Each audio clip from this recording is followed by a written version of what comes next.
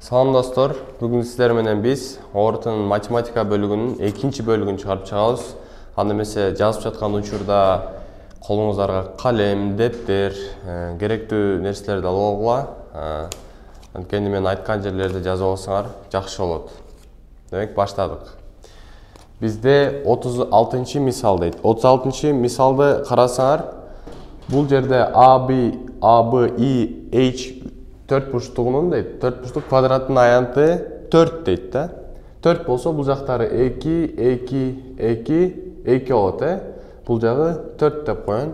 Демек жактары 2ден экен, бунун аянты 2 көбөйтүлгөн 2 эмне 4. Ал эми G, F, I, I-дын аянты болсо 25 дейт да. 25 десе демек аянт дегенде эки жагын эле көбөйтүп коебуз да. Бул жагы 5 болот. Бул жагы да 5, демек бул жагы 5, бул жагы эмне 3 болуп калат экен. 3 менен 2 5. Бизде суроо эмне дейт? Бул B, C, D, E'нин аянтын тапкыла дейт да. Биз демек эмне?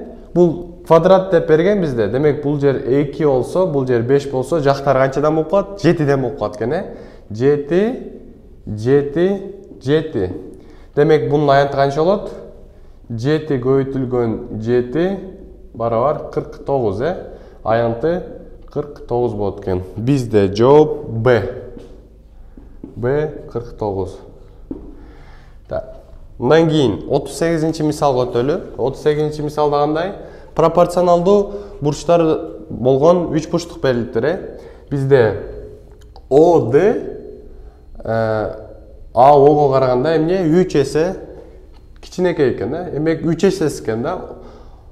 АОнун ОД 3 эсеси экен.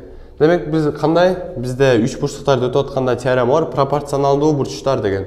Бул жер 90 градус болсо, демек бул жерде 90, бул бурчу менен бул бурчу барабар. Демек бул бурчу менен бул бурчу да эмне барабар. Анда бул жер бизде эмне СО менен ОБны тапкыла деген да. Бул жер 3 болсо, бул жер 1 болсо, бул жердин катышы барабар 3. Ал эми пропорционалдуу болгон бул бурчтун тушу 1 болсо, демек бул жакта 3, бул жак кайра эле эмне 1. 3, 3, 1, 1. Анткени пропорционалдуу барабар жактар. Ошон үчүн бизде СО бизде 3 болсо, ОБ бизде 1 болду. Демек жооп бизде 3. В варианты. Так.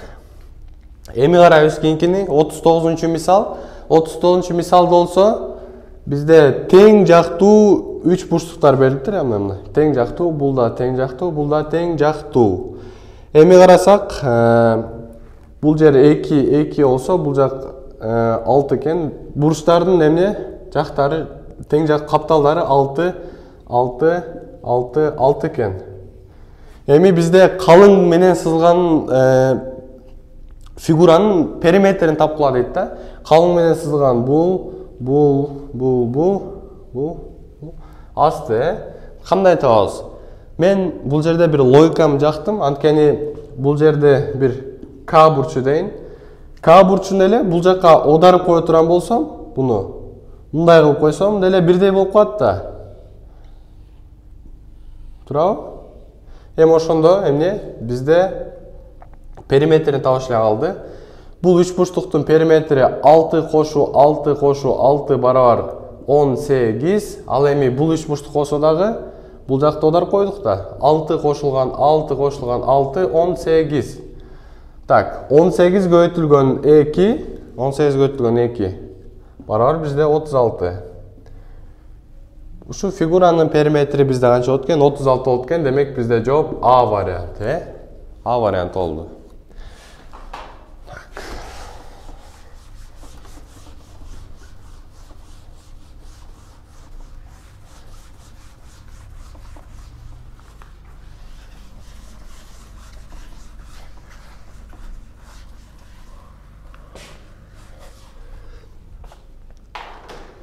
Демек биз кийинки суроо 30, биз азыр геометрияга байланыштуу 3 суроону чыгарып алдык бул бетте. Эми 31ден баштай берели. Так, 31 суроо дейт. 2 көбөйтүлгөн тамыр астында 2 көбөйтүлгөн тамыр астында 3 көбөйтүлгөн 5 тамыр астында 6. Так. Буну кандай чыгарабыз? Биз тамырга байланыштуу темаларды өткөндө эмне? Эгер көйтүү болсо, тамырларды өз алдынча эмне көйтүп алсак болот, Мисалы, так. Сандарды өз алдынча, тамырларды өз алдынча көйтүп алайын. 2 көйтүлгөн, бул жерде 5, эми көйтүлгөн 1 тамырга 2 көйтүлгөн 3 көйтүлгөн 6 деп жазайын. Так, 6 ал жерде 6 36, 2ге 5 көйсөң 10. 10 тамыр астында 36. Так, 36-дан канча чыгат бизде? 6 чыгат, Тамырдан 36 чыгат да квадраттык тамырдан. Демек, 10 көйтүлгөн 6 бизде 60. Так, бизде жооп Г экен. Кандай кылдык? Өз-өзүнчө алдык. Бул жерде бирлер жаза албайбыз. Бул жерлерде көйтүү бар. Окшошторду өзүнчө тамыр астынан бир тамырга киргиздик. Ошентип келип бизде жооп эмне болду? 60 болду, Так. Кийинки суроо. Кийинки суроолор 32, 33, так, 34, 35-лер эмне диаграмма байланыштуу экен. Буну өзүңөр мугалимдериңер менен так сабак учурунда чыгарып алсаңар болот да. Буну азыр сызып чыгышканда бир канча убакыт алат, Эми биз өтөбүз 36-ны чыгардык. 37-чи суроону карайлы. Так, 37.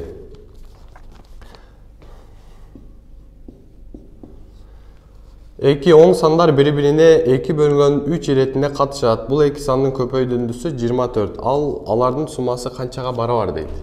Так, эки оң сандын дейт катыштары 2 бөлүнгөн 3. Бул эки сандын көпөйтүндүсү 24 дейт. Эми бул жер эки оң сан дегенде А бөлүнгөн Б экен. Эми эки оң катышы 2 бөлү 3 экен да. Катыш кыскарганда демек бул да бир санга кыскарганда, мисалы 2ге 3кө бул жерде x деп коеюн, Эми карагыла, эки оңдун көбөйтүндүсү 24 дейт. 24 дейт да. Ошондо А көйтүлгөн Б бизде 24 экен, Мен кандай кылып алдым? Неге 2 көйтүлгөн 3 болду? 2-ни 3кө койсом эмне 6 эле болуп калат, 24 болбойт. Анткени катышта сөзсүз сандар эмне кыскарып кетет, Мисалы 2 бөлү 4 болсо, буну биз 1 бөлү 2 деп деле жазып алсак болот. Демек, карайбыз, бул жерде 2 кандай кылып чыгарып алсам болот? Бул жер x дегенин бир санга кыскарып кетти. Любой бир санга 3кө кыскарып кетти, 2ге кыскарып кетти, мен билбейм, Эми карайм. 2x көйтүлгөн 3x барабар менде 24 дейин. Так, 6x-тын квадрат барабар 24. X квадрат 6-ны бул жака бөлүп өткөрө берсем. Так, 24-ті 6 көрсөң 4. X барабар x квадрат. Мындай кылып койсоң. Барабар x барабар менде канча болуп калат экен? 2 болуп калат экен, Демек, бул жер бизде x-тар канча болуп калат экен? 2ден болот экен, 2ден кыскарган экен. Так, 2 көйтүлгөн 2, 3 көйтүлгөн 2, барабар 4 көйтүлгөн 6. 4-кө 6-ны көйтсөң 24, Бизде алгачкы сандар 4 менен 6 экен. Демек, бизде эмнени тап дейт? Алардын суммасы канча дейт? Суммасы, мен карайлы, сумма дейт. Так, сумма барабар 6 кошулган 4 барабар 10, Бизде жооп Б. Суммасы 10. Катыштан сөзсүз кыскарып кете турган жерин эмне эске алышыбыз керек.